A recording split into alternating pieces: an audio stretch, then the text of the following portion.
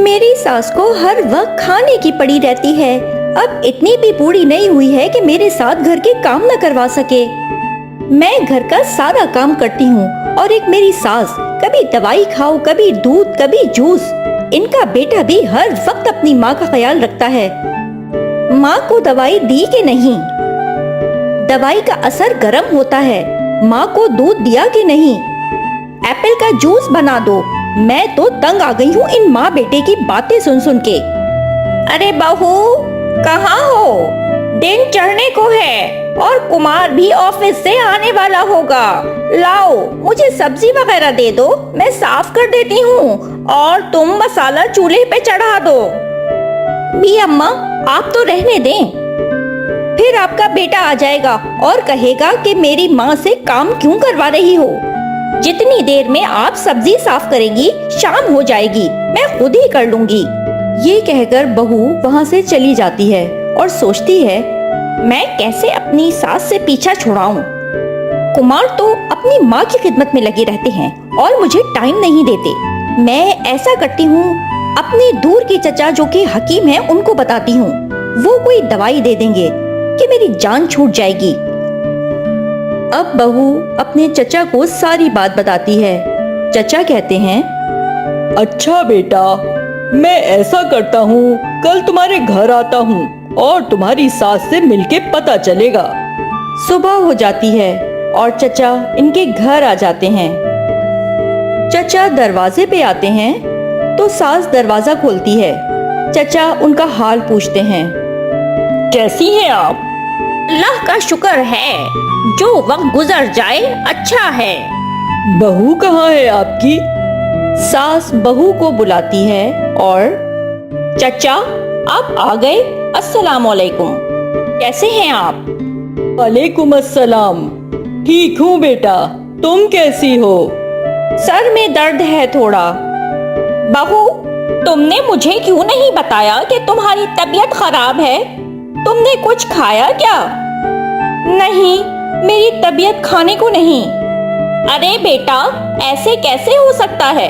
तुम ऐसा करो, अपने चचा के पास बैठो, मैं तुम्हारे लिए कुछ खाने को लाती हूँ। चचा ये सब देख रहे होते हैं।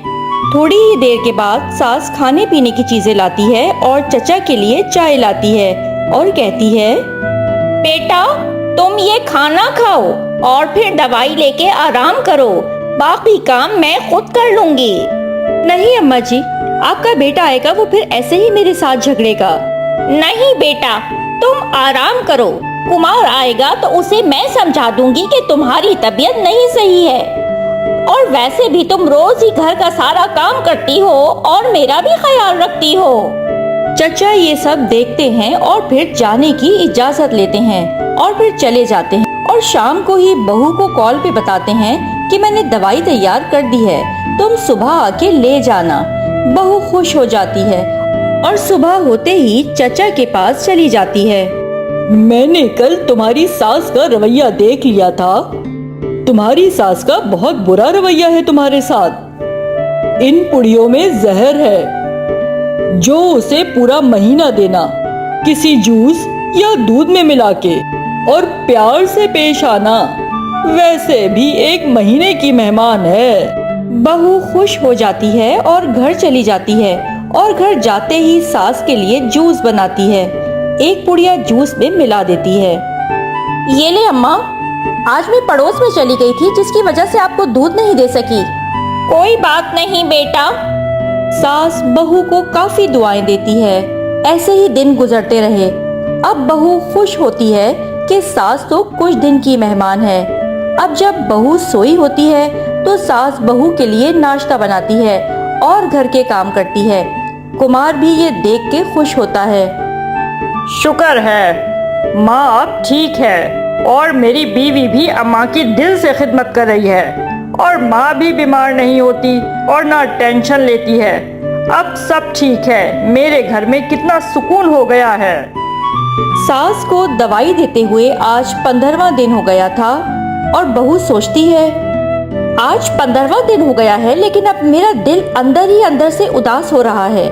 मेरी सास तो पहले भी मेरे साथ ठीक थी लेकिन अब तो बहुत अच्छी हो गई है। और मैं अपनी सास को मार के खुश रहना चाहती हूँ।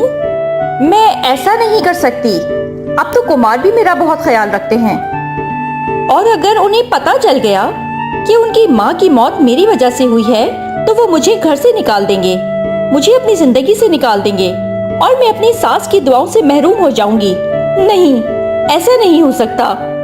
अब बहू घबरा जाती है और अपने चचा के पास जाती है। हकीम चचा, हकीम चचा। क्या हुआ है बेटी? कहीं तुम्हारी सास तो नहीं चल बसी? नहीं चचा, मेरी सास का रवैया मेरे साथ बहुत अच्छा हो गया है। अब वो मेरा बहुत ख्याल रखती हैं।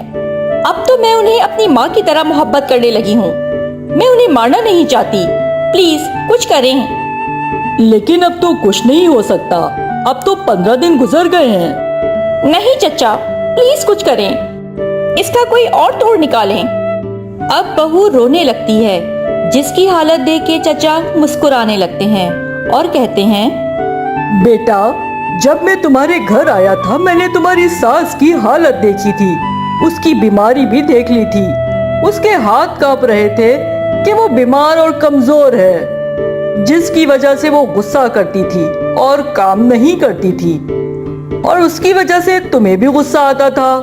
लेकिन फिक्र न करो, वो जहर नहीं था बल्कि ताकत के लिए दवाई थी, जिससे तुम्हारी सास ठीक हो गई और घर के काम करने लगी, और फिर वो तुम्हारा ख्याल रखने लगी।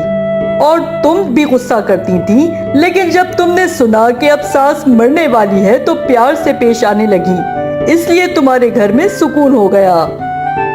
ये बात सुन के बहू चचा से माफी मांगती है और घर चली जाती है और खुशी खुशी रहने लगती है।